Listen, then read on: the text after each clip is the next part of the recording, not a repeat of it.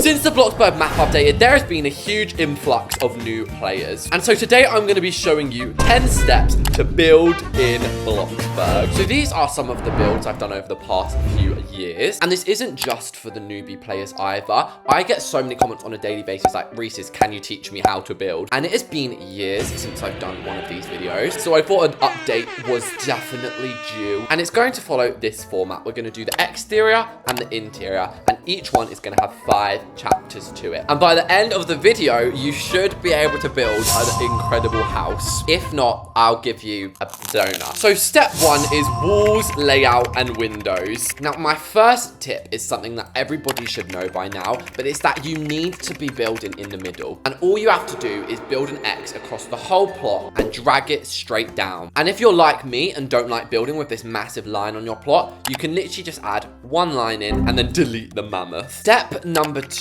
is don't go in placing the walls. You're going to end up wasting loads of money deleting them, and also it just is much more confusing. I always recommend starting a build with these fences, just they're called literal markings. Now, another tip is it's also important to bear in mind that these days that you can actually connect your driveway to the road. Basically, you just grab a simple carpet, expand it, and then as you can see, it can go all the way over to the road. Now, the reason I'm showing you this now is not just for the sake of it. It's because what I'm trying to say here is you should never build your house like this close to the front. I see so many people with their first houses basically just a giant box right here. And it means that you can have no front gardening, and that is not okay. So I always recommend at least 7 blocks. So following on with the chapter of walls, layouts, and windows. Layout is arguably the most important part of a house. You do not ever go and do something like this. A square house is a no-go. There is only one condition that you can do a flat house, and that is if you were doing a colonial. The rule of thumb in Bloxburg is no walls longer than 5 on a normal house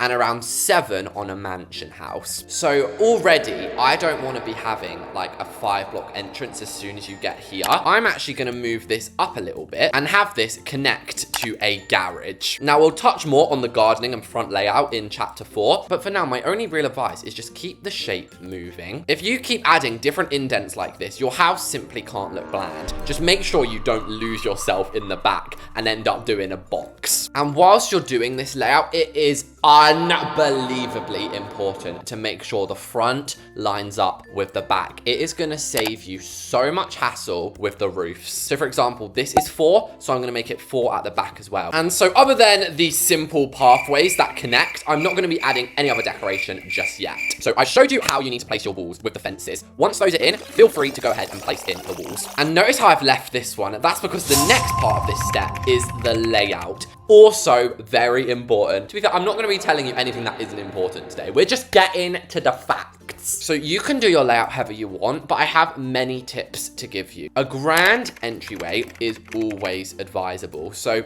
I'm actually going to leave this much room just for my entryway alone. Now, if you are lucky enough to have multiple floors, which I feel like a lot of people have these days, if you just check a random public server, almost everybody in that server will already have it. So that is why I'm going to show you how to be building a 2-story house today. But if you don't have any game passes, please do not worry. You can literally just leave it like this and have an awesome bungalow. So when going upstairs, you don't just want to be outlining everything the exact same. That's boring. Of course, some parts of the house can have the same layout, but adding like little indents like this, and if you want to, guys, you can literally feel free to take this as a design. Now, I'll admit, the back of the house is harder to add texture, but I have another top tip for you, which we'll get to when we do the roofs. The final part of chapter 1 is windows, and I have an awful lot to say. It might look like Bloxburg has a large variety of windows, but they really don't. Half the things in this category are openings or indents. So if you are going for a traditional house, I'd use the traditional windows, and if you're going for a modern house, I'd use the modern ones.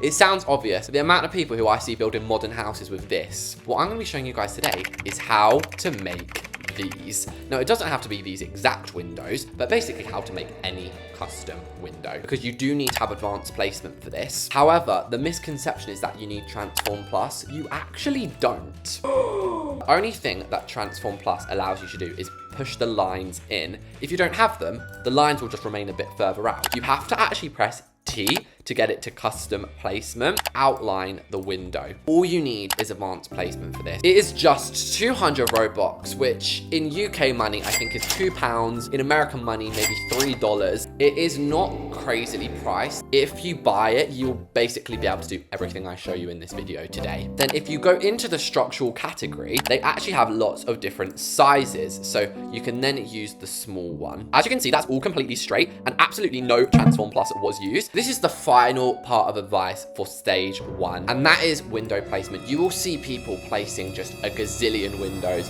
and honestly, I've been guilty of that in the past. But less is actually more. You can even use different sizes based whether you're on story 1 or story 2. And now it's time to move on to step 2, roofing. Now roofing, even all these years later, I still struggle with roofing. It's so tempting to just place it like that. But as you can see, Bloxburg can't do it. What was that? So remember earlier when I said you wanted everything to line up? This is why. It's just gonna make your building look so much more coherent and put together. And if you want to play around with different roofs, you can actually, what I like to call, invade other roofs. As you can see, some people prefer that as their style, so I'm just gonna leave it in like that. And really, the world is your oyster when you're building with roofs.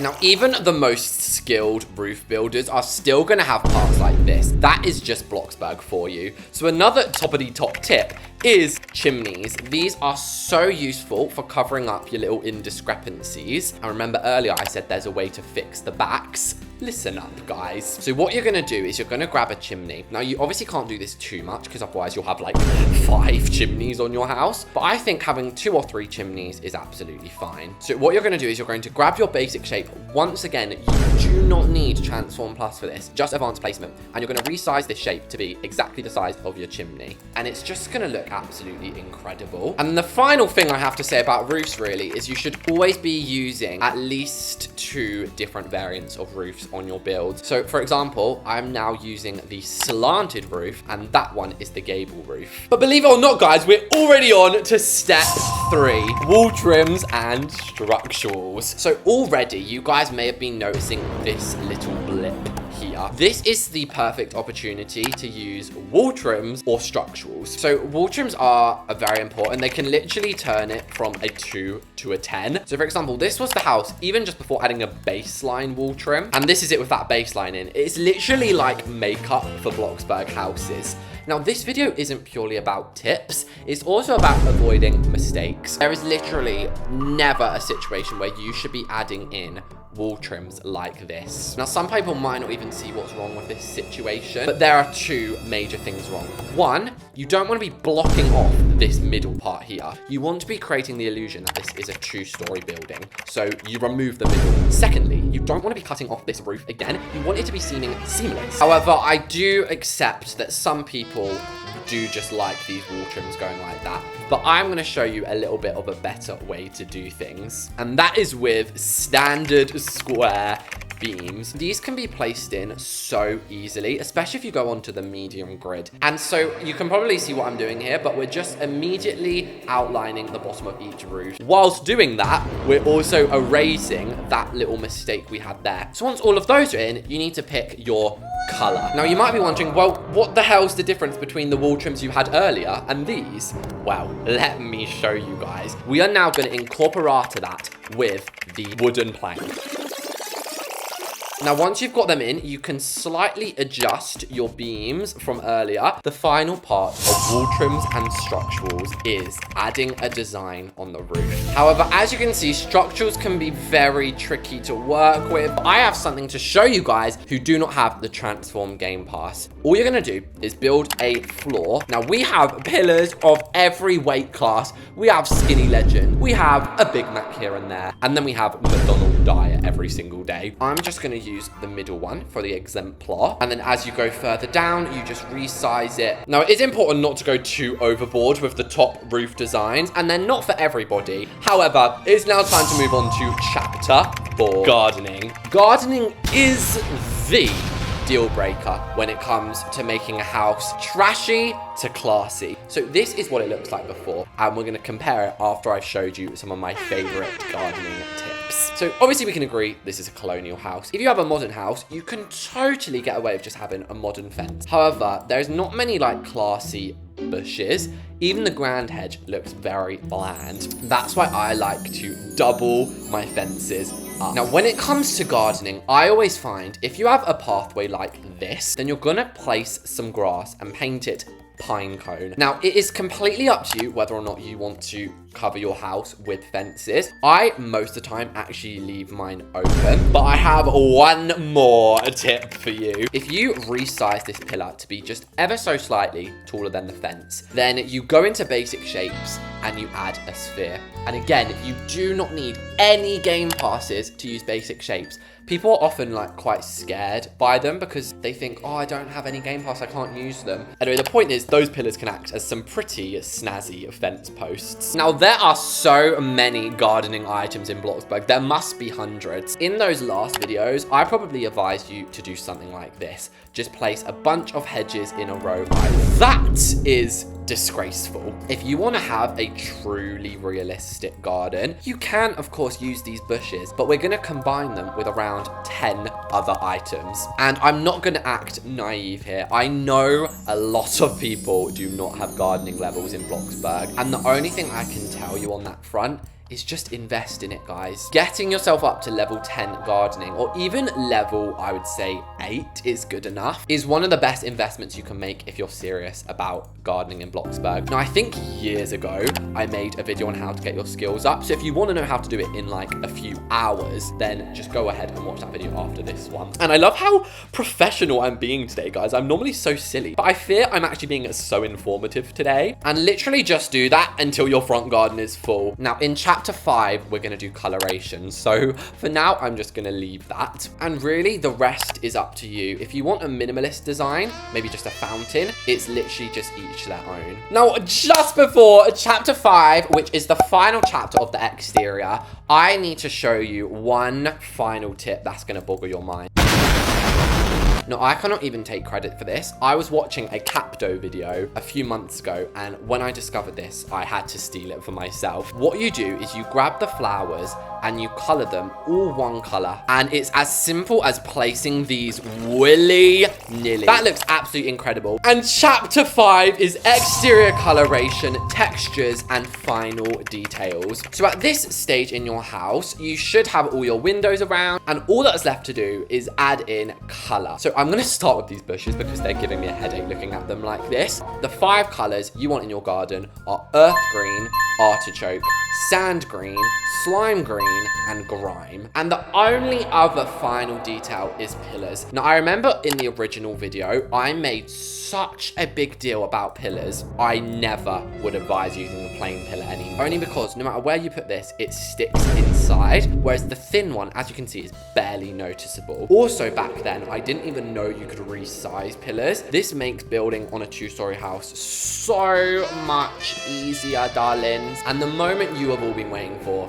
is the textures, isn't it? So I'm going to show you on this wall my favorite textures, and I'm just going to use them with the white color. So we're going to start with the planky textures. Wide horizontal planks and wide vertical planks are a yes. Girl, yes. In terms of panels, the overlapping panels and the vertical painted panels are another slay. I would steer clear of all Bloxburg bricks other than the original. And even when using this, it only works if it's an incredibly dark color. Now I've given you the textures to use, I need to also give you the colors. So you can never go wrong with having a little bit of white in your house, but you can really use any pastel-y color on a house these days. Obviously, don't be going crazy adding like purple and pink, but seashell, sage green, fog, sand green, tawny. And this takes me on to the other tip, which is always use at least 2, if not 3 different textures on your house. And there we go. That is all of the exterior chapters done and out of the way.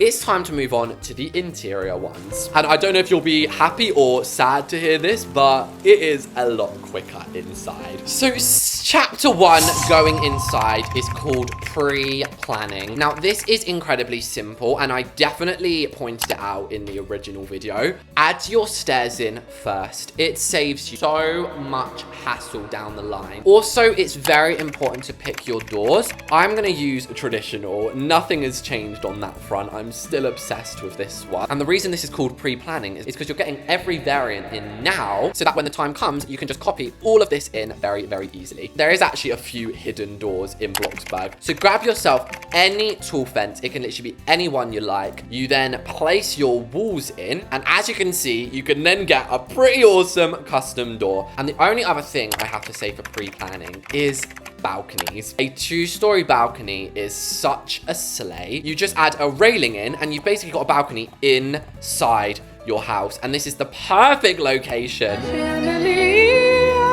As you can see, stunning stuff. So if you guys did want this layout, I know a lot of you will ask for it. This is the upstairs layout, and this is the downstairs layout. But now we can move on to chapter 2, flooring. This is incredibly easy, but I just have quite a few tips that I need to be getting off my chest. There is unlimited ways to do flooring in Bloxburg. If you're curious, my personal favorite is planks. However, I will give some honorable mentions to the polished horizontal planks, the wood planks. And if you're building a kitchen or something, you're in luck because they've just added a million different styles of checkers. And the final point with flooring is so many people forget to do this in like build battles and stuff. Color the underside. This second rectangle is not just here for the fun of it. This is the ceiling color. Next up, I would just see people do this. Just plain white walls. No wall trim, no nothing. Literally, there is not a bad wall trim in Bloxburg. You want a modern house? Sure, maybe like that. You got a tropical wall in. If you're like me and you prefer a fancier house, you can use